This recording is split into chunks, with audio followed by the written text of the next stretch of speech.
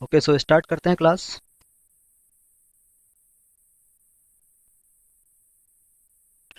तो आपका जो सिलेबस है मेनली वो लीनियर एस्टिमेशन और एनालिसिस ऑफ वेरिएंस पे बेस्ड है। ठीक है, तो इस पे हम क्लासेस करने वाले हैं। तो इसमें देखिए क्या होता है, लीनियर एस्टिमेशन की बात हो रही है तो पहले लीनियर कॉम्बिनेशन क्या होता है ये हम समझ लेते हैं। लीनियर कॉम्बिनेशन बेसिकली हम क्या करते हैं, दो वेरिएबल्स के बीच में लेते हैं। ठीक है, जैसे आपने अभी तक सिंपल फॉर्म पढ़ा होगा, रिग्रेशन पढ़ा होगा, जैसे y equal to a plus b x. इस फॉर्म में आपने ये पढ़ा है रिग्रेशन।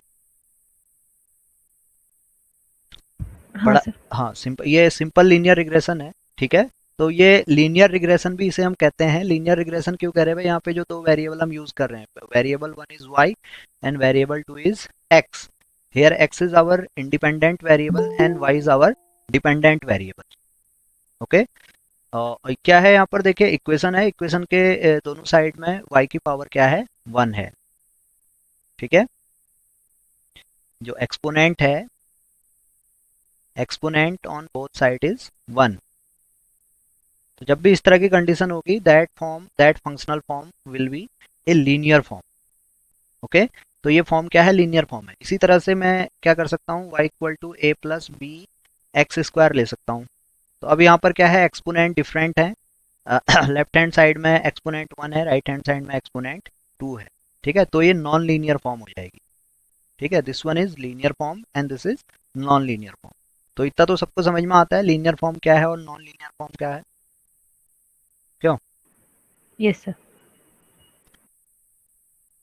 तो अब देखिए, एक फॉर्म मैंने यहाँ पे नोट की हुई है, ये हम अज्यूम कर रहे हैं। ठीक है,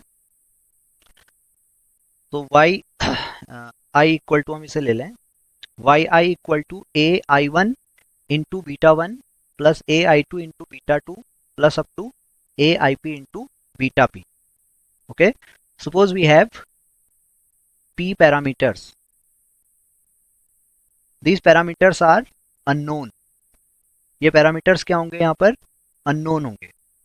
ठीक है, लेकिन साथ में ये पैरामीटर्स क्या है, कांस्टेंट है, अननोन बट कांस्टेंट। अब देखिए, जब भी हम एस्टिमेशन की बात करते हैं तो दो थ्योरी आती हैं, classical theory and Bayesian theory. ठीक है, तो क्या डिफरेंस होता है दोनों में। क्लासिकल थ्योरी ऑफ एस्टिमेशंस में जो भी पैरामीटर्स हैं, उन पैरामीटर्स को हम एज ए कांस्टेंट ट्रीट करते हैं। वहीं जब बेजियन थ्योरी ऑफ एस्टिमेशन की बात होगी तो वहां पर पैरामीटर्स क्या होंगे, as a random variable treat होंगे। ठीक है, ये बेसिक डिफरेंस क्लियर है सबको। Basic difference between classical theory of estimation and Bayesian theory of estimation, इस पे बेस्ड मैंने वीडियोस यूट्यूब पे डाले हुए हैं। वो हो सकता है आपने, आप में से कुछ स्टूडेंट्स ने देखा हो। ठीक है, नहीं देखा होगा तो आप वहाँ पे देख सकते हैं। ठीक, तो वहाँ से और क्लियर हो जाएगा, तो उसके डिटेल में नहीं जा रहे हैं। तो सिंपली यहाँ पर मैं पैरामीटर्स कंसिडर कर रहा हूँ, मेरे पास क्या है, पी पैरामीटर्स हैं।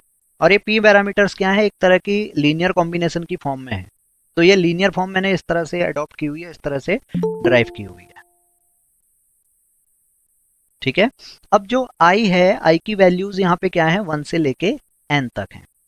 तो ये अज्यूम मैं कर रहा हूँ भाई, जो y वेरिएबल है, ये y वेरिएबल क्या है, यहाँ पर एक डिपेंडेंट वेरिएबल है। और ये इस तरह की लीनियर फॉर्म में यहाँ पे डेवलप हुआ है। ठीक है, जहां पर beta one beta two beta P क्या है, पी पैरामीटर्स हैं। तो अब इन पी पैरामीटर्स को एस्टिमेट करने के लिए हमने क्या किया है, एन ऑब्जर्वेशंस कंसिडर किए हैं।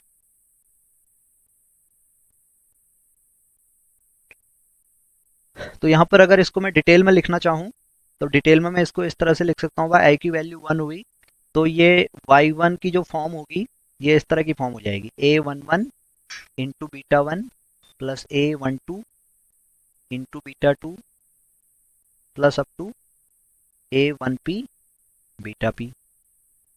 सिमिलरली मैं वाई टू नोट करूंगा, सिमिलरली वाई एन मैं नोट कर लूंगा, तो वाई एन हो जाएगा A N one beta one plus A N two beta two plus up to A N P beta P. यही होगा जब मैं आई की डिफरेंट सर, वैल्यूज यहाँ पे पुट करूंगा। सर यहाँ 1 टू अप टू पी तक वो जो है वो क्या है? मतलब I equal to 1 two up to N वैसे। हाँ, ये मैं एक्सप्लेन कर रहा हूँ। देखो मैंने ये लीनियर फॉर्म शॉर्ट फॉर्म में इस तरह से लिखा हुआ है, ठीक है, इसमें कोई कंफ्यूजन नहीं है। नहीं सर। अभी इतना समझ में आया, जब मैं आई की वैल्यूज पुट करूंगा तो ये वैल्यूज इस तरह से ड्राइव होंगी। इतना क्लियर हुआ? हाँ सर। हाँ। अब ध्यान दीजिए, यहाँ पर जो y1 y2 yn है, ये y एक्चुअल में क्या है? y यहाँ पर एक वेरिएबल है, ठीक है। It is known as dependent variable. y is a dependent variable, okay, and it depends upon the parameters beta one beta two up to beta p. ये डिपेंडेंट वेरिएबल क्या करता है? p पैरामीटर्स पे depend करता है, ठीक है। अब बात आई भाई ये A11 A12 या मोर जनरल वे में कहें भाई AI1 AI2 AIP क्या होगा? तो मैंने शुरू में बताया ये y वेरिएबल को हम क्या कर सकते हैं? पैरामीटर्स की लीनियर कॉम्बिनेशन के फॉर्म में लिख सकते हैं, ठीक है। तो लीनियर कॉम्बिनेशन के फॉर्म में लिखेंगे तो हम क्या करेंगे? सिंपली कुछ रियल नंबर्स के टर्म्स में इसे नोट करेंगे ना। जैसे एक एग्जांपल में सिंपली लूँ, यहाँ पर मैंने क्या किया? y1 equal to beta one plus two beta two ले लिया, लिया जा सकता है। हाँ सर। तो अब आपको समझ में आ रहा है भाई, जो y है ये डिपेंडेंट वेरिएबल है और हमारे पास क्या है? दो पैरामीटर्स हैं, beta one and beta two, where two is the coefficient. Two यहाँ पर क्या है? कोफिशिएंट। सिमिलरली यहाँ पे क्या होगा? वन होगा, one is the coefficient of beta one. अब जैसे मैंने शुरू में बताया आपको भाई, लीनियर एस्टिमेशन की बात, सॉरी लीनियर रिग्रेशन की बात हो रही है, तो वहां पे y equal to a plus b x की फॉर्म आप पढ़ते हो, ठीक है। तो y equal to a plus b x की फॉर्म में y तो हमारा डिपेंडेंट वेरिएबल है, ठीक है, a हमारा पैरामीटर है, b भी पैरामीटर है। अब यहाँ पे जो a का कोफिशिएंट है, a का कोफिशिएंट वन होगा, b का कोफिशिएंट x होगा। ये समझ में आया? हाँ सर। तो इसी फॉर्म में मैंने क्या किया? p पैरामीटर्स लिए और उनको लीनियर कॉम्बिनेशन की फॉर्म में इस तरह से ले लिया। तो simply ai1 ai2 up to aip, these are the coefficients, coefficients in the linear combination of parameter. समझ में आया? हाँ सर। अब जो फॉर्म है, जो ये टर्म हम लिख रहे हैं यहाँ पर, यानी कौन सी term? a i1 beta one plus a i2 beta two plus up to a ip beta p, this term is known as parametric function. ये टर्म क्या है? पैरामेट्रिक फंक्शन है। तो जैसे मैंने लिखा था y1 equal to beta one plus two beta two, so beta one plus two beta two is a parametric function in beta one and beta two. समझ में आ गया टर्मिनोलॉजी क्या हम यूज कर रहे हैं यहाँ पर? पैरामेट्रिक फंक्शन क्या है?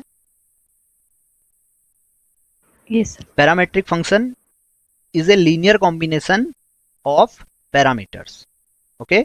अब लीनियर कॉम्बिनेशंस की बात होगी तो ऑब्वियस है भाई, यहाँ पर क्या होंगे? कोफिशिएंट्स होंगे। ये कोफिशिएंट सिंपली क्या है? रियल नंबर्स हैं, ठीक है।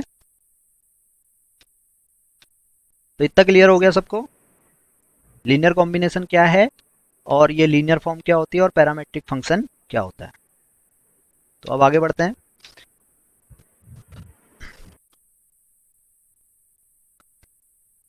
अब सपोज करिए हमने एक लीनियर फॉर्म कंसिडर की हुई है, pi I equal to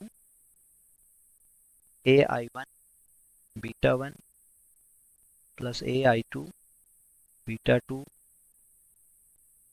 plus up to A I P beta P plus E I. और हम यहाँ पे क्या कर रहे हैं? एन ऑब्जर्वेशंस कंसिडर कर रहे हैं, ठीक है। तो एक फंक्शनल फॉर्म मैंने इस तरह से डेवलप की हुई है। अब इसे एक सिंपल एग्जांपल से समझने की कोशिश करिए। सपोज हमारे पास क्या है? तीन प्लॉट्स हैं, ठीक है। Plot one, plot two and plot three, ठीक। तो अब ये प्लॉट में हमने क्या किया है? पैडी हमने बोया है, ठीक है। पैडी की क्रॉप हम एस्टिमेट कर रहे हैं, या हम कह सकते हैं भाई पैडी यील्ड हम एस्टिमेट करने जा रहे हैं तीनों प्लॉट में क्या होगा। ठीक, तो इसे एस्टिमेट करने के लिए देखो जो पैडी यील्ड होगा, पैडी यील्ड की हम बात करें तो पैडी यील्ड को मैं क्या कह सकता हूँ, वाई कह सकता हूँ।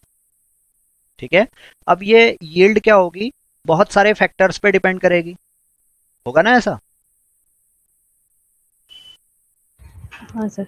अब क्या क्या फैक्टर्स हो सकते हैं, अब जैसे क्या हुआ, हमने देखा भाई plot 1 plot 2 plot 3 different locations में हैं, और यहाँ पे हमने प्लॉट 1 में यील्ड नोट किया, तो ये सपोज क्या आया 100 केजी आया, यहाँ क्या आया 90 केजी, और यहाँ 70 केजी।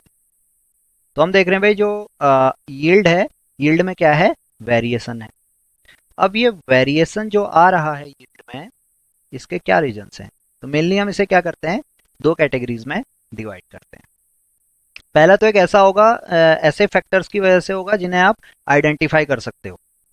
कुछ फैक्टर्स ऐसे होंगे जिन्हें आप आइडेंटिफाई कर सकते हो और असाइन कर सकते हो, चेंज कर सकते हो। जैसे सीड हो गया, आप क्या कर सकते हैं, तीनों प्लॉट में आपने क्या किया, हो सकता है कि तीनों प्लॉट में अलग अलग सीड अप्लाई करी हो, इसलिए ये वेरिएशन आ रहा हो सकता है ना ऐसा। दूसरा हो सकता है भाई आपने क्या किया, हर प्लॉट में अलग अलग फर्टिलाइजर अप्लाई कर दिया, इसलिए ये वेरिएशन आ रहा हो।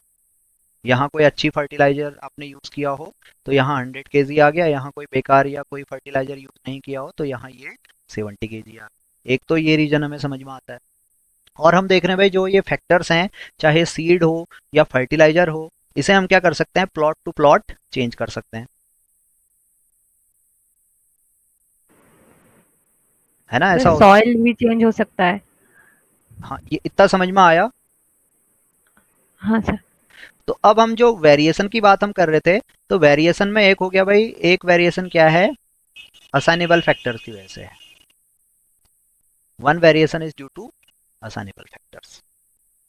ठीक है, अब कुछ वेरिएशन क्या होंगे, अब मैं क्या कर दूं भाई, तीनों प्लॉट में सेम सीड अप्लाई कर दूं, या तीनों प्लॉट में सेम फर्टिलाइजर अप्लाई कर दूं, क्या तब तीनों प्लॉट में यील्ड सेम आएगी। प्रैक्टिकली सोचो, मेरे पास 3 प्लॉट हैं, मैंने तीनों प्लॉट में क्या किया, सेम सीड वैरायटी अप्लाई कर दी और सेम फर्टिलाइजर अप्लाई कर दिया, तो क्या तब तीनों प्लॉट में यील्ड सेम आएगी। नहीं। नहीं आएगी। क्यों नहीं आएगी, क्या रीजन होगा, यानी कुछ ऐसे फैक्टर्स भी हैं जिसे आप आइडेंटिफाई नहीं कर पा रहे हो। ये तो आपने आइडेंटिफाई कर लिया भाई, सीड की वजह से वेरिएशन हो सकता है, फर्टिलाइजर की वजह से वेरिएशन हो सकता है, और इन्हें आप क्या कर सकते हो, चेंज भी कर सकते हो, असाइन कर सकते हो। तो हमने कह दिया भाई एक वेरिएशन तो क्या है, असाइनेबल फैक्टर्स की वजह से है। कुछ वेरिएशंस ऐसे हैं जो आप आइडेंटिफाई नहीं कर पा रहे हैं, या जिसे आप चेंज नहीं कर पा रहे हैं, रिमूव नहीं कर पा रहे हैं, तो वो फैक्टर्स कहलाएंगे नॉन असाइनेबल फैक्टर्स और रैंडम फैक्टर्स। अब ये रैंडम फैक्टर्स में इस केस में क्या इंक्लूड होगा, जैसे सॉइल फर्टिलिटी या रेनफॉल, है ना। इन फैक्टर्स को आप चेंज नहीं कर सकते हो या रिमूव नहीं कर सकते हो। तो इन केस अगर आप क्या करते हो, तीनों प्लॉट्स में सेम सीड वैरायटी अप्लाई करते हो, तब भी क्या होगा, यील्ड में वेरिएशन होगा। तो हमने डिफाइन कर लिया भाई वेरिएशन क्या है, असाइनेबल फैक्टर्स की वजह से है और रैंडम फैक्टर्स की वजह से है। समझ में आ गया। अब असाइनेबल फैक्टर्स में हम देख रहे हैं भाई हमारे पास क्या हो सकते हैं, यहाँ पर 2 फैक्टर्स हैं, तो हम कह सकते हैं भाई हमारे पास क्या हो सकते हैं, पी फैक्टर्स हो सकते हैं। और रैंडम फैक्टर्स में कलेक्टिवली हमने कह दिया भाई हमारे पास क्या होगा, एक ही फैक्टर होगा जिसे हम रैंडम फैक्टर कहेंगे। तो असाइनेबल फैक्टर्स में हमारे पास कितने फैक्टर्स हो गए, पी फैक्टर्स हो गए, और रैंडम फैक्टर क्या होगा, कलेक्टिवली एक ही होगा। बात समझ में आ रही है, क्योंकि आप रैंडम फैक्टर्स को मेजर नहीं कर सकते हो। ठीक है, नहीं बता सकते कि सॉइल फर्टिलिटी कितना इफेक्ट कर रही है या रेनफॉल कितना इफेक्ट कर रहा है, लेकिन ये बता सकते हो कि हाँ वो इफेक्ट कर रहा है। तो कलेक्टिवली आपने कह दिया भाई रैंडम फैक्टर क्या है, प्रेजेंट है। और असाइनेबल फैक्टर्स में आप आइडेंटिफाई कर सकते हो, we have different parameters like seed variety, fertiliser, irrigation methods, है ना। ये समझ में आ रहा है। Yes sir. तो अब इसी वेरिएशन को लेके हम क्या कर रहे हैं, इस पैडी यील्ड को एस्टिमेट कर रहे हैं। ठीक है, तो सीधा सीधा आप समझ में आ गया भाई, जो पैडी यील्ड है, ये पैडी यील्ड क्या है, इन 2 फैक्टर्स का फंक्शन है। That means y is function of suppose x1 and x2. x1 is assignable factors and x2 is random factors. समझ में आ गया? y depends upon x1 and x2. Clear हो गया? जो असाइनेबल फैक्टर्स हैं ये भी क्या करेंगे, पैडी यील्ड को अफेक्ट करेंगे, रैंडम फैक्टर्स भी पैडी यील्ड को अफेक्ट करेंगे. तो हमने कहा भाई जो यील्ड है ये सीधा सीधा किसका फंक्शन है, x1 और x2 का फंक्शन है.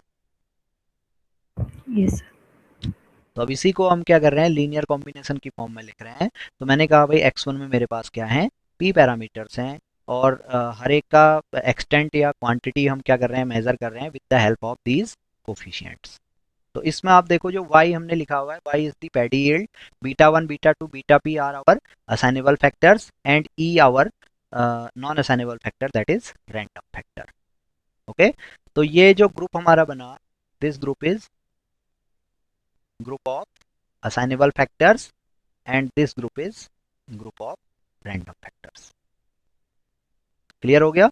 तो ये इस तरह का जो फॉर्म है ये लीनियर कॉम्बिनेशन है, linear combination of parameters plus extra term that is the error term. This ei is known as error term. ये समझ में आया सबके? यस सर तो अब इसी y को एस्टिमेट करने के लिए या इन पैरामीटर्स को एस्टिमेट करने के लिए हम क्या करते हैं, लीनियर एस्टिमेशन थ्योरी यहाँ पर डेवलप करते हैं. अब ये लीनियर एस्टिमेशन थ्योरी क्या है, लीनियर मॉडल क्या है और गॉस मार्कोव सेटअप क्या होता है, इस क्लास में हम डिस्कस करने वाले हैं. आई होप इतना सबको समझ में आ गया होगा क्यों इसकी जरूरत पड़ रही. यस सर यस ठीक है, तो अब क्या हुआ भाई, देखिए जैसे मैंने लिखा y1 equal to beta 1 plus beta 2. ठीक है, अब ये y1 तो मुझे नोन है ना, y1 जैसे मैं कह रहा हूँ भाई 100 kg यील्ड है, 90 kg यील्ड है, 70 kg यील्ड है, ये y1 हो गया, ये y2 हो गया, ये y3 हो गया. मुझे इफेक्ट करना है, मुझे एस्टिमेट करना है effect due to seed, effect due to fertiliser, ये मुझे मेजर करना है. अब सपोज मेरे पास क्या है, सिर्फ एक ही यील्ड है y1 equal to beta 1 plus beta 2. तो क्या इस एक ही यील्ड के बेसिस पे मैं बीटा 1 और बीटा 2 को एस्टिमेट कर सकता हूँ, या इसको इस केस में कह सकते हैं भाई beta 1 plus beta 2 equal to 100. तो क्या यहाँ से बीटा 1 बीटा 2 एस्टिमेट हो जाएगा? नहीं नहीं होगा. हमें क्या करना होगा, देखो मैथमेटिक्स का रूल है भाई, किसी भी इक्वेशन में, कोई भी लीनियर इक्वेशन है, उस लीनियर इक्वेशन में क्या होगा, नंबर ऑफ अननोन्स, जितने नंबर ऑफ अननोन्स होंगे उतने ही क्या होनी चाहिए, इक्वेशंस होनी चाहिए. होता है ऐसा? हाँ जी सर तो इस केस में हमारे पास दो पैरामीटर्स हैं, तो हमारे पास क्या होने चाहिए, दो ऑब्जर्वेशंस होने चाहिए एटलीस्ट. तो एक ऑब्जर्वेशन तो y1 हो गया, तो सेकेंड ऑब्जर्वेशन मैंने ले लिया suppose y2 equal to beta 1 minus beta 2 suppose. ठीक है, तो अब मैं क्या कर सकता हूँ, बीटा 1 और बीटा 2 को एस्टिमेट कर सकता हूँ, और जो एस्टिमेट आएगा वो y1 और y2 की फॉर्म में आएगा. समझ में आया? क्यों? Yes sir this is the basic theory of linear estimation. ठीक है, तो जो आपका क्वेश्चन था कि हम यहाँ पे n क्यों ले रहे हैं, वो n इसीलिए ले रहे हैं, हमारे पास क्या है, p पैरामीटर्स हैं. तो इन p पैरामीटर्स को एस्टिमेट करने के लिए with the help of yi we must have n values. Okay, so here yi is known as observations. ये yi क्या कहलाएंगे, ऑब्जर्वेशंस कहलाएंगे. जो ऑब्जर्वेशंस हम यहाँ पे कर रहे हैं, जैसे paddy yield 100 kg I, 90 kg I, 70 kg I, and with the help of these observations we have to estimate the effect of these assignable factors or known as parameters. Clear? Yes sir तो ये हो गया theory behind the linear estimation. तो अब linear model क्या होता है इसको डिस्कस करते हैं. तो लीनियर मॉडल कोई भी लीनियर कॉम्बिनेशन जो फॉर्म हमने पीछे लिखी है, लीनियर कॉम्बिनेशन, या लीनियर कॉम्बिनेशन क्या होगा, लीनियर मॉडल होगा जब ये कुछ कंडीशंस को होल्ड करेगा. इसके लिए हमने क्या किया, कुछ कंडीशंस डेवलप की हैं. ठीक है, तो जब भी ये लीनियर कॉम्बिनेशन को, उन कंडीशंस को होल्ड करेगा, तो हम कहेंगे भाई वो लीनियर कॉम्बिनेशन क्या है, एक लीनियर मॉडल है, या उसे हम कहेंगे this is our Gauss Markov setup. ठीक है, जो लीनियर कॉम्बिनेशंस के लिए कंडीशन डेवलप की वो गॉस और मार्कोव ने डेवलप की, that's why we are calling it Gauss Markov setup. ठीक, yes sir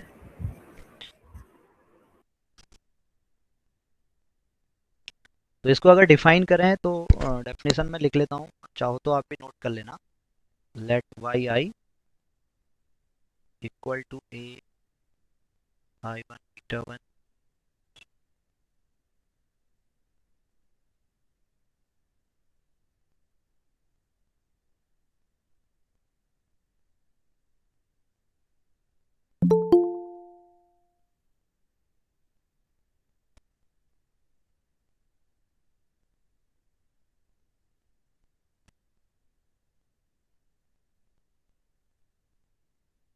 B a linear combination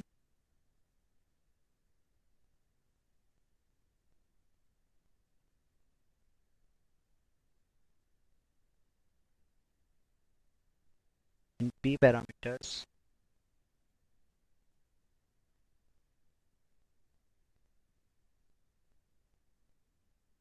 is set to be a linear. ठीक है, if there are certain conditions for a linear model.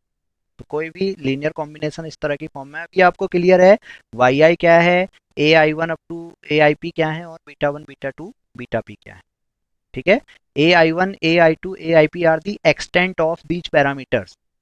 इनकी मात्रा क्या है जो Y आई को effect कर रहे हैं। ये कोफिशिएंट सिंपली क्या होंगे, कोफिशिएंट होंगे, फिक्स्ड होंगे, दैट मीन्स कांस्टेंट होंगे और नोन होंगे। ठीक है, here a I one A I two A I P are known constants, beta one beta two beta p are unknown constants. ठीक है, तो ये भी आपको ध्यान में रखना है।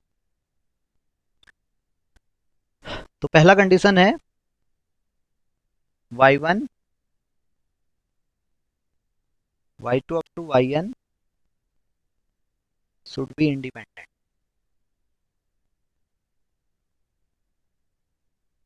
तो ये y one Y two y n जो भी हम ऑब्जर्वेशन यहाँ पे करेंगे, y one Y two up to y n जो भी जैसे हमने पीछे केस में तीन ऑब्जर्वेशन किए, 100 kg 90 kg and 70 kg, these are our observation.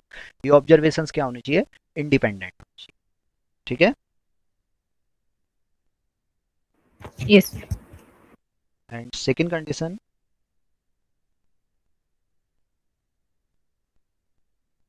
Y n y one Y two y n must have same variance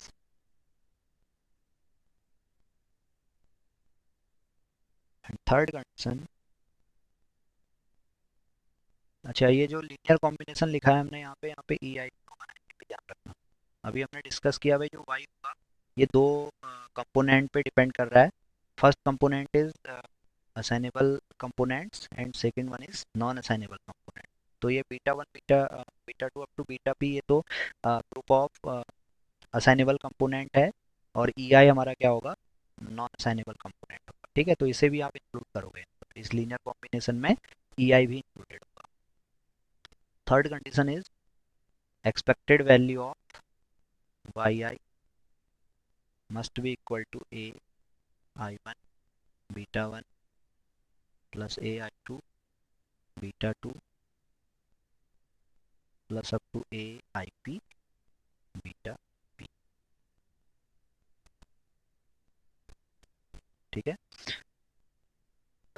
तो ये तीन कंडीशंस जो भी लीनियर कॉम्बिनेशन इस तरह की फॉर्म में है, इस तरह की फॉर्म में जो लीनियर कॉम्बिनेशन है, अगर इन तीन कंडीशंस को होल्ड करता है then this linear combination is known as a linear model और simply a Gauss Markov setup या गॉस मार्कोव लीनियर मॉडल। समझ में आ गया लीनियर मॉडल क्या है सबके? अगर किसी को कोई डाउट है, कोई कंफ्यूजन है तो आप पूछ सकते हैं।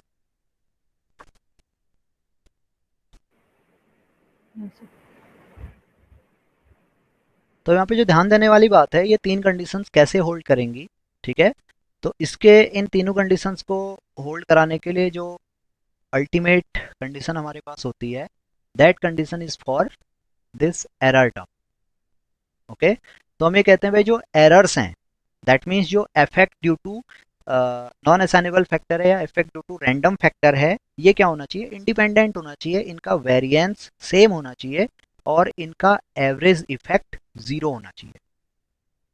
ठीक है, तो इसको अगर हम मैथमेटिकली डिफाइन करें, तो फोर्थ कंडीशन हो जाएगी E I must follow normal distribution with mean 0 and a common variance sigma square for every I 1 to up to n। ठीक है। अब ई आई क्या है यहाँ पर, E I is the effect due to ith error component.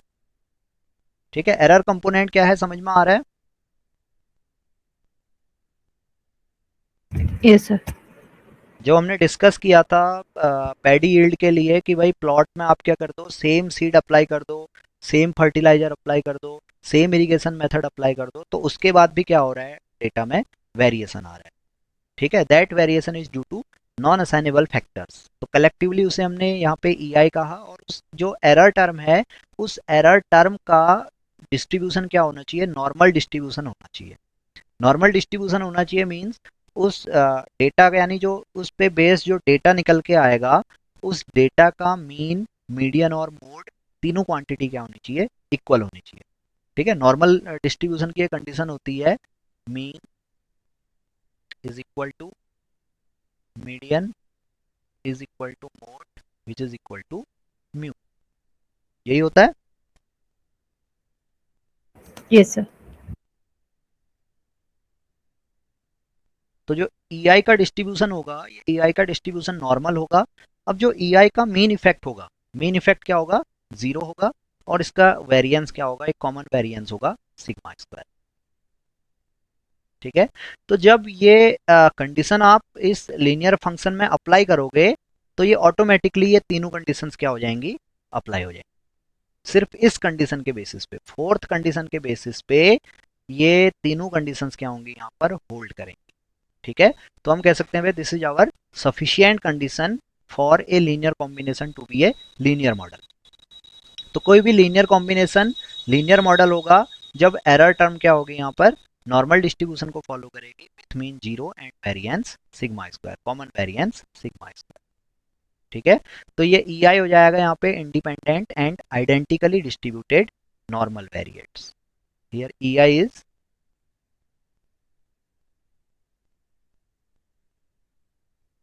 identically and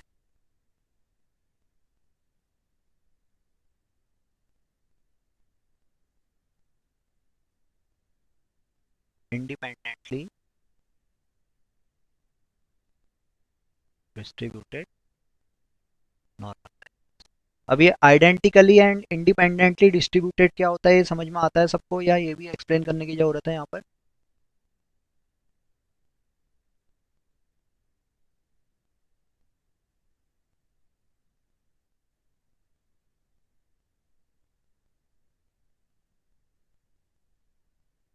IID term जो मैं यहाँ पे यूज कर रहा हूँ ये सबके समझ में आता है?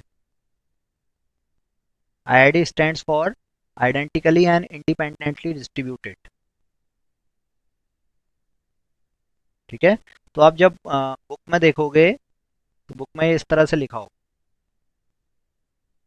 ई आई फॉलोज, यहाँ पे आईआईडी लिखा होगा, E I follows IID normal with mean 0 and variance sigma square. तो इसका मतलब है भाई E1 E2 up to En, यानी जितने भी वेरिएबल्स हैं सब क्या होंगे, आइडेंटिकल डिस्ट्रीब्यूटेड होंगे। आइडेंटिकल डिस्ट्रीब्यूशन मीन सबका मीन क्या होगा, 0 होगा, और सबका variance, common variance sigma square होगा, और ये सारे क्या होंगे, इंडिपेंडेंट होंगे, यानी इनके बीच का जो कोवेरिएंस टर्म है वो 0 होगा।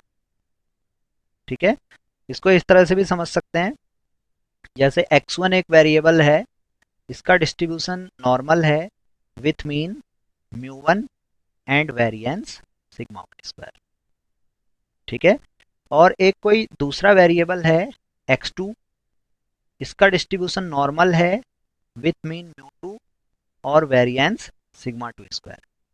ठीक, और एक कंडीशन है यहाँ पर covariance between x1 x2 equal to 0। ठीक है, जब इस तरह की कंडीशन होगी तो हम यहाँ पे कहेंगे x1 and x2 are independently distributed. समझ में आया? Yes sir. अगर ये कंडीशन है भाई x1 का डिस्ट्रीब्यूशन नॉर्मल है with mean mu one and variance sigma one square, यानी x1 का मीन कैलकुलेट करोगे तो म्यू वन आएगा, x1 का वेरिएंस कैलकुलेट करोगे तो सिग्मा वन स्क्वायर आएगा। वहीं जब x2 का मीन कैलकुलेट करोगे म्यू टू आएगा, x2 का वेरिएंस कैलकुलेट करोगे सिग्मा टू स्क्वायर आएगा। तो x1 x2 दोनों नॉर्मल डिस्ट्रीब्यूशन को फॉलो करते हैं और ये दोनों क्या है, इंडिपेंडेंट है, यानी इनके बीच कोवेरिएंस क्या है, जीरो है। तो यहाँ पे सिर्फ होगा x1 and x2 are independently distributed. ठीक। वहीं अगर मैं क्या कर दूं भाई, x1 का डिस्ट्रीब्यूशन नॉर्मल हो with mean mu and variance sigma square, और x2 का डिस्ट्रीब्यूशन भी सेम हो, that means x2 also follows normal distribution with mean mu and variance sigma square and covariance between x1 and x2 equal to 0, then we can say that x1 and x2 are identically and independently distributed। समझ में आ गया क्या है IID? Yes sir. इस case में क्या है, दोनों वेरिएबल्स का डिस्ट्रीब्यूशन आइडेंटिकल है। ठीक है, x1 का भी मीन म्यू है, x2 का भी मीन म्यू है, x1 का वेरिएंस सिग्मा स्क्वायर है, x2 का वेरिएंस भी सिग्मा स्क्वायर, और दोनों के बीच कोवेरिएंस जीरो है। तो इसका मतलब है x1 x2 का डिस्ट्रीब्यूशन आइडेंटिकल है और दोनों वेरिएबल्स क्या हैं, इंडिपेंडेंट है। तो यही कंडीशन यहाँ पे भी होगी। अब यहाँ पे सिंपली क्या हो जाएगा भाई, हमारे पास क्या है, n वेरिएबल्स हैं, n एरर्स टर्म्स हैं, तो E1 equal to N mu, ये हो जाएगा, यहाँ पे मीन इसका जीरो है तो ये जीरो कॉमा सिग्मा स्क्वायर। इसी तरह से जो E2 होगा ये होगा normal with mean zero and variance sigma square, similarly up to En, और ये covariance between E1 comma E2 ये जीरो होगा। तो हम कहेंगे भाई E1 and E2 are, E1 E2 up to En are identically and independently distributed, या short में हम इसको इस तरह से लिख सकते हैं। समझ में आ गया? This is the sufficient condition for linear model. तो कोई भी लीनियर कॉम्बिनेशन अगर इस कंडीशन को होल्ड नहीं करता है तो वो लीनियर कॉम्बिनेशन एक लीनियर मॉडल नहीं होगा। ठीक है, अब इसके बेसिस पे ये तीन कंडीशन कैसे डराइव होंगी। ठीक, तो अब ध्यान दीजिए, जो मॉडल, एक सिंपल एग्जांपल ले लेते हैं। Suppose y Y I equal to beta one plus beta two plus E I और every I one comma two, इस तरह से मैं ले लूँ, या इसको और Y equal to beta one इस तरह से लिख लिया, और Y two equal to beta one plus two beta two plus E two. ठीक है, ये एक लीनियर फॉर्म मैंने ले लिया। ठीक है, y1 में जो ऑब्जर्वेशन है वो बीटा वन बीटा टू इस तरह से डिस्ट्रीब्यूटेड है, और y2 में beta one plus two beta two plus ई टू इस तरह की फॉर्म है। ठीक है, अभी आप देख रहे हैं भाई ये लीनियर कॉम्बिनेशन है, this is the linear combination of parameters. तो क्या ये लीनियर मॉडल होगा? अब यहाँ पे टर्म हमें गिवन है, E I follows normal with mean zero and variance sigma square, एक कॉमन वेरिएंस सिग्मा स्क्वायर। ठीक है, तो अब ये भी लिखा है, तो इसका मतलब भी है कि यहाँ पर क्या है, E I I I D है। ठीक है, अगर मैं इसको इस तरह से लिख देता, E I follows normal with mean zero and variance sigma I square, और ये लिख देता for every I varies from one to up to N, तो इस केस में ई आई आइडेंटिकली डिस्ट्रीब्यूटेड नहीं होगा। ठीक है, क्योंकि यहाँ पर E1 का डिस्ट्रीब्यूशन नॉर्मल होगा with mean zero variance sigma one square, E2 का डिस्ट्रीब्यूशन होगा normal with mean zero variance sigma two square. ठीक है, अलग अलग वेरिएंस आ रहे हैं, तो ये आइडेंटिकल नहीं होगा। ये आइडेंटिकल कब होगा? जब सारे पैरामीटर्स क्या होंगे, ई आई के सेम आएंगे, यानी इसका ई आई का मीन भी जीरो आ रहा है, वेरिएंस भी सिग्मा स्क्वायर आ रहा है। ठीक है, इसी तरह से हर वेरिएबल का मीन और वेरिएंस क्या होगा, कॉमन। ये समझ में आया क्या है आईआईडी? Yes sir.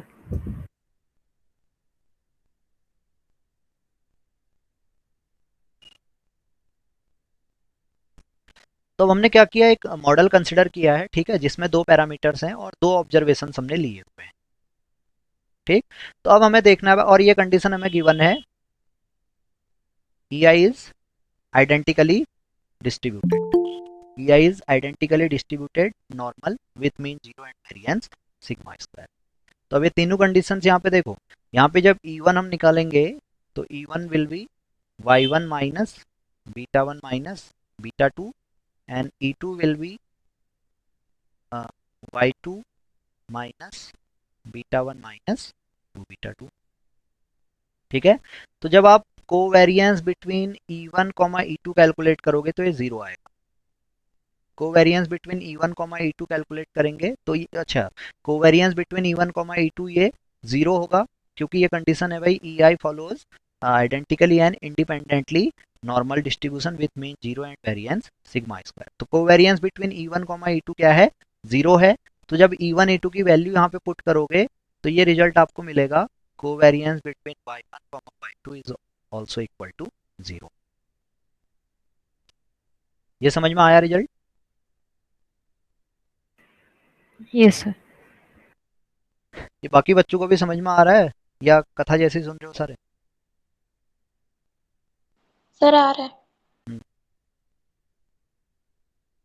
कोई डाउट रहता है, कोई चीज नहीं समझ में आती है तो आप पूछ सकते हैं, ठीक है? Yes sir sir. Covariance E1 E2 zero है तो इससे इसीलिए covariance of Y1 Y2 zero होगा क्योंकि Y1 और Y2 वेरिएबल्स है।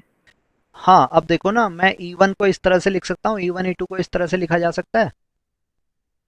हाँ अब ये कंडीशन है ना, फोर्थ कंडीशन जो हमने डिफाइन की थी भाई, EI will follow normal with mean zero and variance sigma square and EI is identically and independently distributed. तो आइडेंटिकली तो समझ में आ गया भाई, इसका कॉमन वेरिएंस होगा, और इंडिपेंडेंटली समझ में आ गया भाई, covariance between E1 comma E2 will be equal to zero. ठीक है, तो यहां से अब देखो covariance between E1 comma E2 क्या होगा, जीरो होगा। तो अब E1 को मैं इस तरह से लिख सकता हूँ, E2 को इस तरह से लिख सकता हूँ, इन दोनों की वैल्यू यहाँ पुट करूँ तो ये कितना हो जाएगा, covariance between Y1 minus beta 1 minus beta 2 comma Y2 minus beta 1 minus 2 beta 2 होगा इतना। हाँ अब यहाँ पे ध्यान दो, जो Y1 Y2 है ये तो वेरिएबल है, और beta 1 beta 2 ये सारे क्या हैं, कांस्टेंट हैं। शुरू में बताया मैंने, दीज आर अननोन कांस्टेंट, हाँ अननोन्स बट कांस्टेंट।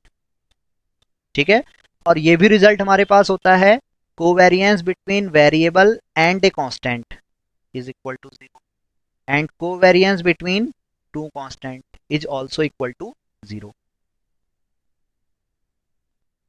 होता है रिजल्ट? हाँ सर। कोवेरिएंस एक्चुअल में क्या कर रहा है, वेरिएबिलिटी मेजर कर रहा है ना, relative variability. Covariance is actually measuring the relative variability. Okay, तो हम देख रहे हैं भाई, x तो हमारा वेरिएबल है, यानी ये x क्या कर रहा है, वेरिएबल है, तो ये वैल्यूज अपनी चेंज कर रहा है। ठीक है, जबकि a मेरा कांस्टेंट है। अब a कांस्टेंट है तो ये वैल्यू क्या रहेगी, हमेशा फिक्स रहेगी, इस तरह से। तब हम रिलेटिव वेरिएंस देख रहे हैं, यहाँ तो हमने देखा भाई वेरिएशन हुआ, यहाँ भी वेरिएशन हुआ, यहाँ भी वेरिएशन हुआ, तो इसके करस्पॉन्डिंग रिलेटिव वेरिएशन कितना हो रहा है, यहाँ कुछ भी नहीं हो रहा है। हो रहा है क्या? नहीं सर। That's why covariance between a variable and a constant will be equal to zero. ठीक है, सिमिलर वे में दो कांस्टेंट है हमारे पास, a एंड a, ये भी फिक्स्ड है, इसकी वैल्यू सपोज 1 पे फिक्स्ड है, और सेकंड कांस्टेंट ये भी 1 पे फिक्स्ड होगा, कांस्टेंट है तो फिक्स्ड है, तो इन दोनों के बीच में जो रिलेटिव वेरिएंस है क्या है, जीरो है। कोवेरिएंस क्या कर रहा है, रिलेटिव वेरिएंस, रिलेटिव वेरिएबिलिटी बता रहा है ना। ठीक है, दो क्वांटिटी के बीच में हाँ रिलेटिव वेरिएबिलिटी बता रहा है, तो ये क्लियर हो गया भाई, वेरिएबल और कांस्टेंट के बीच में रिलेटिव वेरिएबिलिटी जीरो है। सिमिलर वे में दो कांस्टेंट्स के बीच में रिलेटिव वेरिएबिलिटी जीरो है। ठीक है, तो इसका मतलब है covariance between x comma a equal to zero and covariance between a comma a equal to zero होगा। क्लियर, इसी रिजल्ट को हम यहाँ यूज करेंगे, तो y1 y2 तो वेरिएबल हैं, तो एक रिजल्ट तो हमें ये मिलेगा, covariance between y1 comma y2। अब ये बाकी जो टर्म्स होंगी, ये जैसे y1 comma beta 1, y1 comma 2 beta 2, beta 1 comma y2, beta 1 comma beta 1, beta 1 comma 2 beta 2, ये सारे क्या होंगे, या तो वेरिएबल कॉमा कांस्टेंट होंगे या कांस्टेंट कॉमा कांस्टेंट होंगे। तो ये सारी टर्म्स क्या हो जाएंगी, जीरो हो जाएंगी, और ये इक्वल टू जीरो है ही। आई बात समझ में? हाँ सर। तो हम ये रिजल्ट लेके चले थे। ठीक है, ये कंडीशन थी हमारे पास, इस कंडीशन को हमने अप्लाई किया, तो यहाँ से हमें क्या मिल गया, covariance y1 y2 equal to zero, this implies that y1 and y2 are independent. ठीक है, यस सर। इसका मतलब है y1 और y2 क्या है, लीनियरली डिपेंडेंट नहीं है। ठीक है, ये भी आपको ध्यान में रखना है। ये रिजल्ट आपने पढ़ा होगा, covariance between y1 comma y2 doesn't imply that variables are independent. लेकिन इस केस में y1 y2 क्या है, हमारी लीनियर फॉर्म में है, तो हम कह सकते हैं भाई y1 y2 क्या है, लीनियरली इंडिपेंडेंट है, ये कहा जा सकता है। ठीक है, यस सर। तो पहली कंडीशन आ गई, y1 y2 yn are independent. हुआ। Yes sir. अब सेकंड कंडीशन देखो, वेरिएंस हमें कैलकुलेट करना है, तो वेरिएंस ऑफ y1 कैलकुलेट करेंगे, तो वेरिएंस ऑफ y1 होगा variance of beta one plus beta two plus E1. अब ये variance of beta one beta two plus E one में बीटा वन बीटा टू तो कांस्टेंट है, तो इनका वेरिएंस तो जीरो होगा। सिर्फ क्या एग्जिस्ट करेगा, variance of E one, and variance of E one is sigma square. होगा या नहीं होगा? हाँ सर। तो variance of Y one sigma square आ गया। Similarly variance of Y two calculate करेंगे, तो ये भी क्या आएगा, सिग्मा स्क्वायर आएगा। होगा ऐसा? हाँ sir. So this implies that y1 and y2 have same variance. तो यही कंडीशन हमारी सेकंड है, y1 y2 yn must have same variance. ठीक है, इसी तरह से थर्ड कंडीशन पे आएंगे, तो थर्ड कंडीशन पे देखो, एक्सपेक्टेड वैल्यू ऑफ y1 हम कैलकुलेट करेंगे, तो expectation of y1 will be equal to expectation of beta one plus beta two plus E one. तो इसे जब सिंप्लीफाई करोगे, तो ये expected value of beta one तो कांस्टेंट है, कांस्टेंट का एक्सपेक्टेशन कांस्टेंट होता है। ठीक है, और ये plus expected value of E one यहाँ पर रैंडम वेरिएबल है, और expected value of E one is equal to zero. तो ये beta one plus beta two, that means expected value of Y one equal to beta one plus beta two. Here E A one one is equal to one and A one two is also equal to one. ये coefficient क्या है यहाँ पर, one है ना। तो ये third condition हो गई, expected value of Y I equal to A I one beta one plus A I two beta two plus up to A I P beta P. समझ में आ गया? Yes sir. तो कोई भी लीनियर कॉम्बिनेशन जो इस फॉर्म में है, ये लीनियर मॉडल होगा जब इन चार कंडीशंस को होल्ड करेगा। ठीक है, this linear function will be A Gauss Markov linear model और गॉस मार्कोव सेटअप और simply A linear model. Okay, if it will satisfy these four conditions. समझ में आ गया लीनियर मॉडल क्या होता है? Yes sir. तो अब इसे हम कॉम्पैक्ट फॉर्म में लिखते हैं। देखो, हमने क्या किया, हमारे पास y1 y2 up to yn, ये n ऑब्जर्वेशंस थे। ठीक है, इसे एक शॉर्ट फॉर्म में लिख लिया, इसे हमने y वेक्टर कह दिया। तो y वेक्टर क्या होगा, y vector is a column matrix of these n observation. लिख सकता हूँ इस तरह से, मैट्रिक्स फॉर्म में लिख सकता हूँ, हाँ। Matrix is the array of N elements. ठीक है, तो एलिमेंट्स का एरे है, तो मेरे पास n एलिमेंट्स थे, इनको इस तरह लिख दिया, ये y वेक्टर हो गया, नोटेशन है y वेक्टर का। आप बुक में देखोगे तो बोल्ड लिखा होगा, बोल्ड ना होगा। ठीक है, इसको जब इस तरह से राइटिंग में लिखोगे, तो इस तरह से नीचे आप ये सिंबल लगा सकते हो। तो y1 y2 yn को कलेक्टिवली मैंने y वेक्टर लिख दिया। ठीक, सिमिलर वे में जब मैं ये लिख रहा था, देखो अब इसको थोड़ा सा ध्यान से एक बार डिटेल में ही समझ लो। अब जैसे y1 की बात हो रही है, तो y1 क्या होगा, a one one beta one plus A one two beta two plus up to A one P beta P plus E one. जब आई की वैल्यू वन पुट करेंगे, तो ये वैल्यू आएगा। इसी तरह से जब सेकंड ऑब्जर्वेशन लेंगे, तो सेकंड ऑब्जर्वेशन में ये इस तरह से चेंज होगा, ए टू वन बीटा वन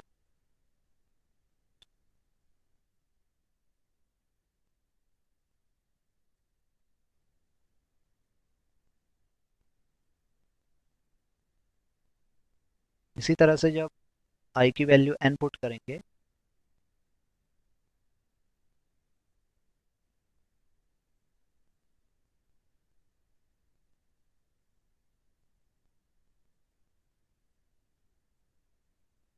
तो ये इतना होगा कि नहीं होगा?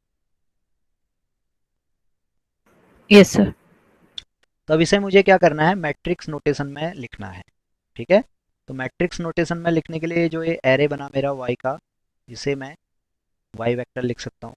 ठीक है, तो वाई वेक्टर इक्वल टू ये मैट्रिक्स हो गई Y one Y two Y.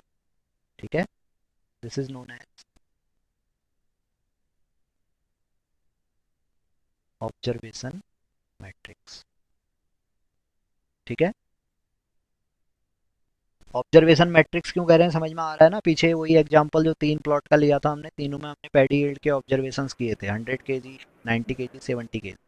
तो उन्हें कलेक्टिवली मैं इस तरह से लिख सकता हूँ। ठीक है, देन यस सर। हाँ, देन सेकंड टर्म देखो, A11, A12, A1P, A21, A22, A2P, AN1, A2, ANP, इसे भी हम मैट्रिक्स नोटेशन में लिख सकते हैं। इसे जनरली A से डिनोट करते हैं या X से डिनोट करते हैं। ठीक है, ये मैट्रिक्स होती है। This is known as coefficient matrix. तो इसकी value A11, A12 up to A1। इसी तरह से ये AN अप टू AN, ये N क्रॉस P की मैट्रिक्स होगी। ठीक है, दिस A मैट्रिक्स और X matrix is known as coefficient matrix. ठीक, ये कोफिशिएंट फिक्स्ड होंगे, यानी इनकी वैल्यूज आपको नोट। ठीक, इसी तरह से देखो beta 1, beta 2 up to beta P, इसको ये मैट्रिक्स नोटेशन में लिख सकता हूँ, बीटा वेक्टर से इसे डिनोट किया जा सकता है। तो ये बीटा वेक्टर क्या होगा, कॉलम मैट्रिक्स होगी, P पैरामीटर्स की column matrix. This is known as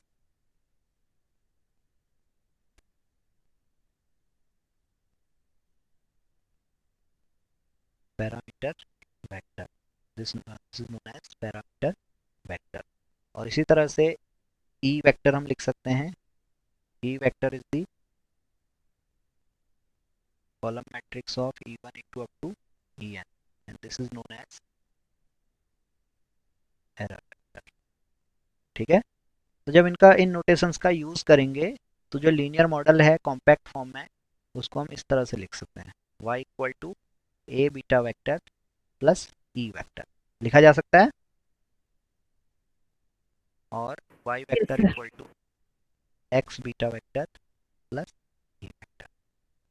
ठीक है, तो सिंपली जब भी आपको लीनियर मॉडल शॉर्ट फॉर्म में डिफाइन करना है तो इस तरह से आप लिखोगे, और यहाँ पे लिख दोगे E vector follows normal with mean zero vector and dispersion matrix sigma square into I, where I is sigma square into I is the dispersion matrix of E vector. ये डिस्पर्जन मैट्रिक्स क्या होता है, समझ में आता है सबको?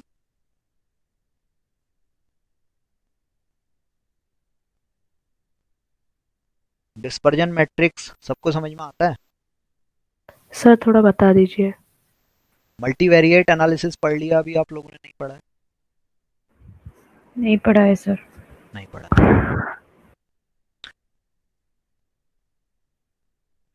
तो देखिए, जब भी हम वेक्टर की फॉर्म में लिखते हैं, सपोज हमारे पास क्या है, x एक वेक्टर है। ठीक है, तो x is a vector of suppose 3 random variables. ठीक है, 3 रैंडम वेरिएबल्स का एक वेक्टर फॉर्म हमने इस तरह से नोट कर लिया। ठीक, तो अब इस वेक्टर का वेरिएंस हमें कैलकुलेट करना है।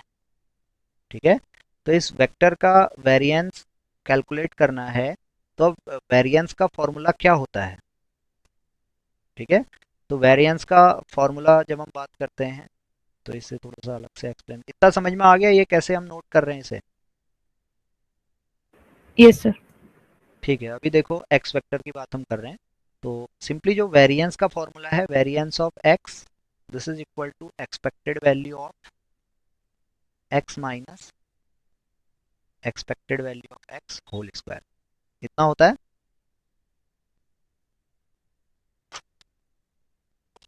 क्यों? Yes sir. यही फॉर्मूला होता है ना वेरिएंस का, variance of A random variable in terms of expectation. हाँ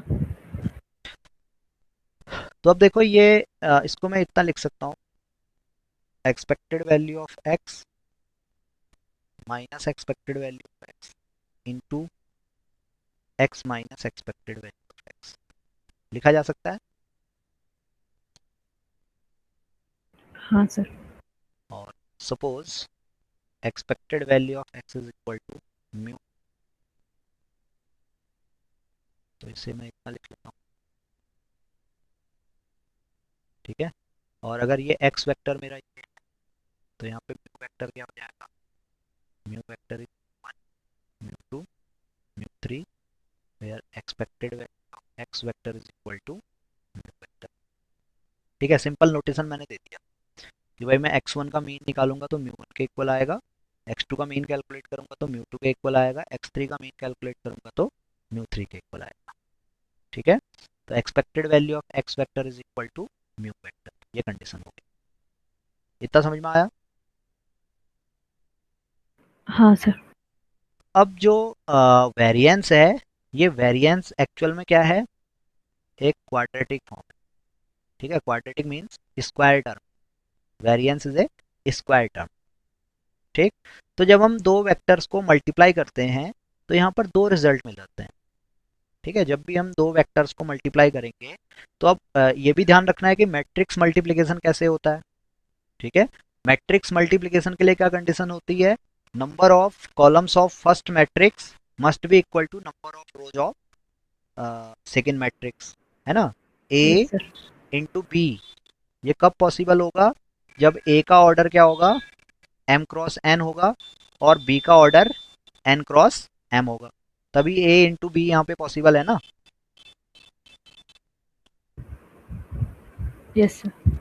तो अब देखो एक्स वेक्टर था मेरे पास, एक्स वेक्टर डैश, मैंने क्या ले लिया, इस एक्स वेक्टर का ट्रांसपोज ले लिया, तो ट्रांसपोज लिया तो ये इस तरह से आ गया, कॉलम मैट्रिक्स क्या हो जाएगी, रो मैट्रिक्स में कन्वर्ट हो जाएगी, होगा ऐसा।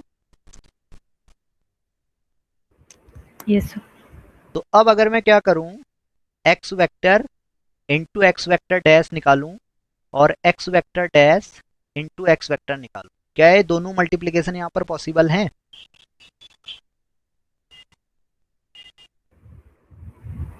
हाँ सर। ठीक है, दोनों मैट्रिक्स दोनों मल्टीप्लिकेशन क्या है, पॉसिबल है। आप देखोगे एक्स वेक्टर का जो ऑर्डर है, ये ऑर्डर कितना है, 3 क्रॉस 1 का है, और एक्स डैश का ऑर्डर 1 क्रॉस 3 का है। तो इसका मतलब जब आप x cross into x vector, sorry x vector into x vector dash निकालोगे तो आपको क्या मिलेगा, 3 क्रॉस 3 की एक मैट्रिक्स मिलेगी, होगा ऐसा। Yes sir. और वहीं जब आप x dash vector into x vector calculate करोगे तो क्या ये भी पॉसिबल होगा, ये पॉसिबल होगा 1 क्रॉस 3 इंटू 3 क्रॉस 1 का ऑर्डर, तो इसका ऑर्डर होगा 1 क्रॉस 1, और ये हमें क्या मिलेगा, एक क्वाड्रेटिक फॉर्म मिलेगी। ये क्वाड्रेटिक फॉर्म सिंपली इस तरह की होगी, x1 square plus x2 square plus x3 square, होगा कि नहीं होगा। हाँ सर। तो अब हमें क्या करना है, देखो एक्स वेक्टर की बात हम कर रहे थे और वेरिएंस की बात हमने कर ली, अब हमें क्या करना है, एक्स वेक्टर का डिस्पर्जन निकालना है। Dispersion means variance. ठीक है, अब हम क्या कर रहे हैं, x1 x2 x3 का वेरिएंस भी कैलकुलेट कर रहे हैं और साथ में कोवेरिएंस भी कैलकुलेट कर रहे हैं। ठीक है, तो ये डिस्पर्जन मैट्रिक्स कहलाएगा इसके लिए।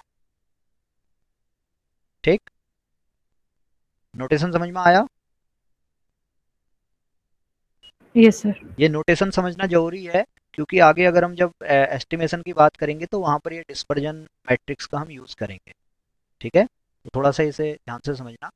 एक्स वेक्टर है, एक्स वेक्टर में 3 कंपोनेंट हैं, तो इन 3 कंपोनेंट का क्या होगा, वेरिएंस भी होगा और इनके बीच कोवेरिएंस भी होगा। तो मैं क्या करूं भाई, एक ऐसी मैट्रिक्स डेवलप कर दूं जिसमें वेरिएंस टर्म्स भी आ जाएं और कोवेरिएंस टर्म्स भी आ जाएं, तो वो मैट्रिक्स मेरी कहलाएगी डिस्पर्जन मैट्रिक्स। आप सिंपली इसको इस तरह से समझ सकते हो, कोई भी ऐसी मैट्रिक्स जिसमें क्या है, रैंडम वेरिएबल का वेरिएंस भी वो रिप्रेजेंट कर रहा है और कोवेरिएंस भी रिप्रेजेंट कर रहा है, that matrix is known as dispersion matrix, or sometime we call it variance covariance matrix।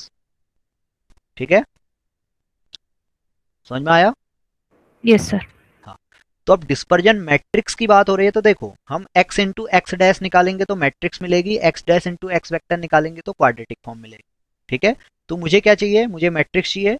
तो मैट्रिक्स निकालने के लिए मैं सिंपली क्या करूंगा, यहाँ पर इस तरह की फॉर्म अप्लाई करूंगा। अब ये डिस्पर्जन मुझे चाहिए, वेरिएंस चाहिए, वेरिएंस का फॉर्मूला ये होता है, इसको मैं इस तरह से लिख रहा हूँ। ठीक है, तो ये भी अब मैं क्या क्या हो जाएगा, ये भी एक वेक्टर क्वांटिटी हो जाएगी, एक्स वेक्टर माइनस म्यू भी एक वेक्टर हो जाएगा, और एक्स माइनस भी एक वेक्टर की फॉर्म में लिखूंगा। तो ये सिंपली इतना हो जाएगा, expected value of X vector minus mu vector into x vector minus mu vector dash. लिख सकते हैं इतना इसे, क्यों? सर एक और बार कि क्यों इसका ट्रांसपोज लेना है?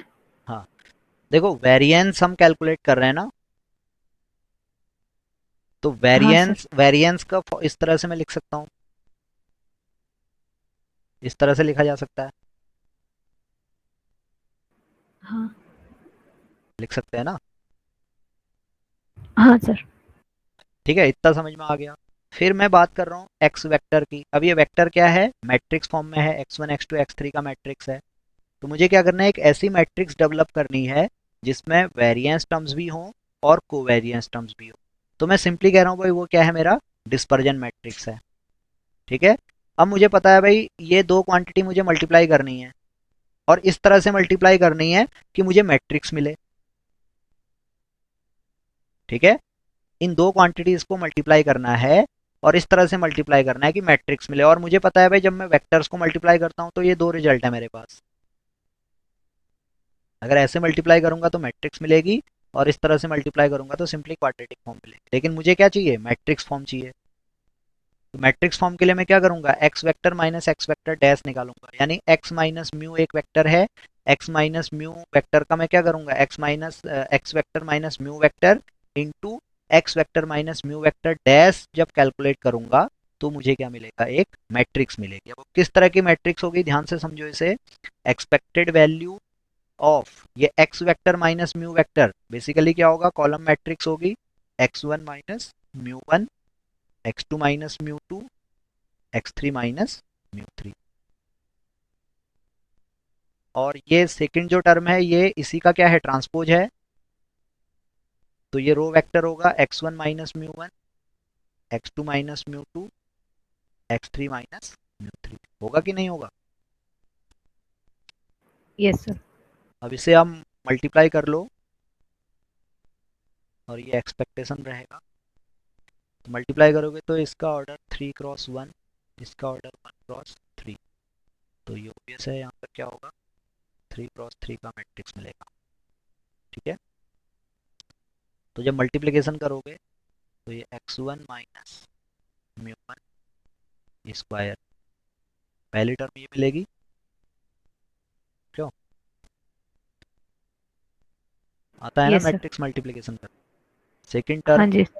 ये मल्टीप्लाई हुआ तो फर्स्ट एलिमेंट, इसको मल्टीप्लाई करोगे तो सेकंड एलिमेंट मिलेगा, x1 minus mu one into x2 minus mu to, यही होगा। और थर्ड एलिमेंट हो जाएगा x1 minus mu one into x3 minus mu three. होगा कि नहीं होगा? हाँ सर। सिमिलर वे में जब नीचे मल्टीप्लाई करोगे, x2 minus mu two into x1 minus mu one, second element होगा x2 minus mu two square, third element होगा x2 minus mu two into x3 minus mu three.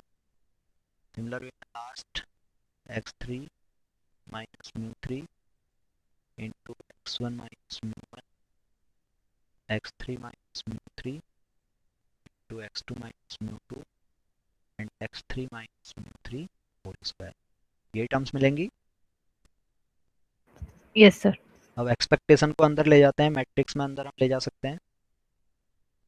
तो ये सारे expectation यहाँ पे अप्लाई हो जाएगा। तो फर्स्ट टर्म देखो, फर्स्ट टर्म हमें क्या मिलेगा, expected value of x1 minus mu one square मिलेगा, फर्स्ट एलिमेंट।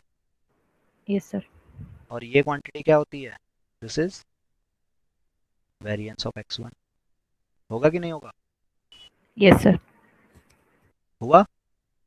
इसी तरह से सेकंड एलिमेंट में एक्सपेक्टेशन अप्लाई हुआ, expected value of x1 minus mu one into x2 minus mu to, तो ये क्वांटिटी हो जाएगी कोवेरिएंस बिटवीन x1 x2। होगा ऐसा? Yes sir. होगा ना? Yes sir. तो इस मैट्रिक्स को इस तरह से मैं लिख सकता हूँ, sigma one square, sigma one two, sigma one three, sigma two one, sigma two square, sigma two three, sigma three one, sigma three two, sigma three square. लिखा जा सकता है कि नहीं लिखा जा सकता है? लिखा जा सकता है सर।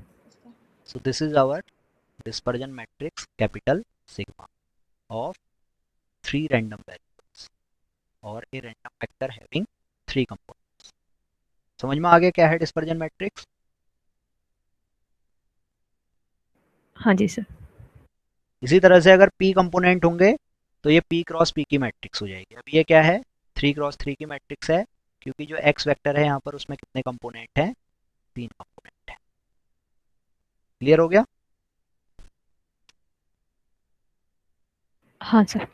तो अब जब हम लीनियर मॉडल की बात कर रहे थे तो वहाँ पे मैंने लिखा y equal to a beta vector plus e vector where e vector follows normal with mean zero vector and dispersion matrix sigma square into लिखा था। हाँ सर। तो ये e वेक्टर का जो डिस्पर्जन मैट्रिक्स होगा, ये डिस्पर्जन मैट्रिक्स क्या होगा देखिए। ठीक है, अब डिस्पर्जन मैट्रिक्स की प्रॉपर्टी होती है जो डायगोनल टर्म्स होते हैं, ये डायगोनल टर्म्स क्या होंगे? वेरिएंस टर्म्स होंगे। ठीक है, और जो ऑफ डायगोनल टर्म है, चाहे अपर डायगोनल हो या लोअर डायगोनल हो, ये भी ध्यान रखना है, upper diagonal are identical to lower diagonal. ये हमें पता है, sigma one two equal to sigma two one, ये sigma two one equal to sigma one two, sigma three one equal to sigma one three, sigma three two equal to sigma two three. ठीक है, तो ये identical हैं, तो चाहे आप अपर diagonal का हो या लोअर डायगोनल का हो, ये आइडेंटिकल होंगे, and these diagonal elements are covariance terms. समझ में आया?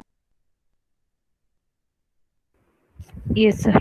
तो अब जो ई वेक्टर था, ई वेक्टर हमने लिखा था भाई, ई वेक्टर में कितना कंपोनेंट है?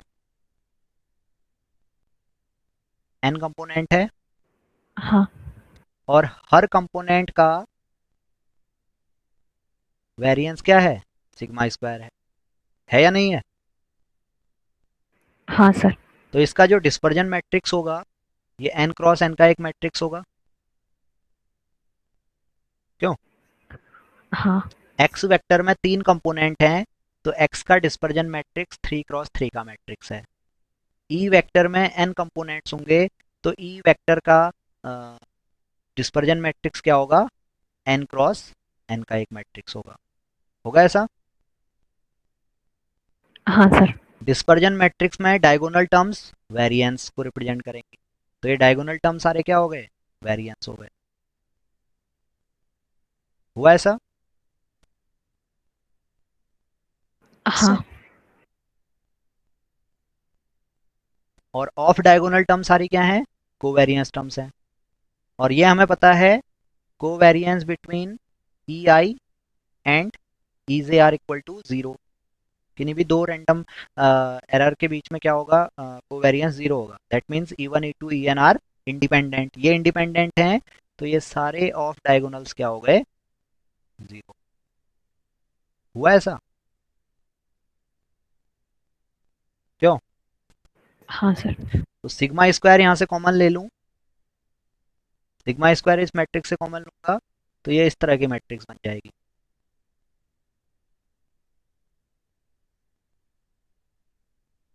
बनेगी कि नहीं बनेगी?